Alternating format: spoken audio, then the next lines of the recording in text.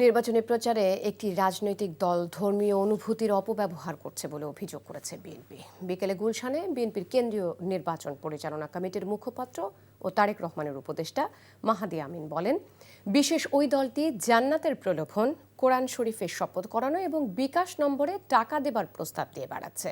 যারা এমন অসৎ কাজ করে তাদের মুখে প্রতিপক্ষের বিরুদ্ধে দুর্নীতির কথা শোভা পায় না।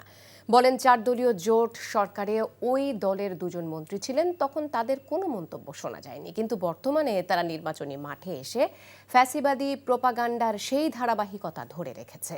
মাহাদি আমিন বলেন, এই ভূমিকা রাজনৈতিক দ্বিচারিতা। ধানের শীষের পক্ষে প্রচারে অংশ নেয়ায় নওগাঁয় এক মুয়াজ্জিমকে চাকরি থেকে অব্যাহতি দেয়ায় নিন্দা জানিয়ে তাকে পুনর্বহালের দাবি জানান তিনি।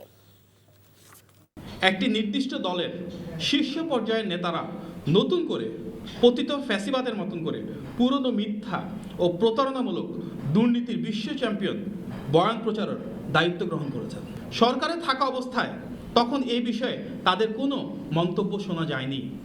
আমরা এই ভূমিকাকে রাজনৈতিক দ্বিচারিতা হিসেবে দেখছি। ভোট চাইতে গিয়ে সেই নির্দিষ্ট দলটি ধর্মীয় অনুভূতির অপব্যবহার, জান্নাতের প্রলোভন, কোরআন শরীফের শপথ করানো, এমনকি বিকাশ নম্বরে টাকা দেওয়ার বিভিন্ন প্রস্তাব দিয়ে বেড়াচ্ছে।